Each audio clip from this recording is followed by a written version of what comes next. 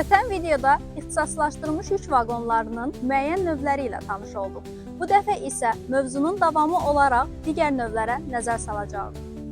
Soyuducu vaqonlar tez xarab olan məhsulların daşınması üçün nəzərdə tutulub və bu məhsulların saxlama temperaturu əsasən -20 dərəcədən -16 dərəcəyə qədər dəyişir. İki növü vardır: seksiyalı və müstəqil. Termos vaqonlar. Bu vaqonlarda soyuducu yoxdur. Temperatur yalnız xüsusi izolyasiya vasitəsilə qorunur. Bu səbəbdən termos vaqonların daşınma məsafəsi və müddəti məhduddur. İxtisaslaşmış platformalar. İxtisaslaşmış platformalar daşınan yükün növündən asılı olaraq müxtəlif qruplara bölünür.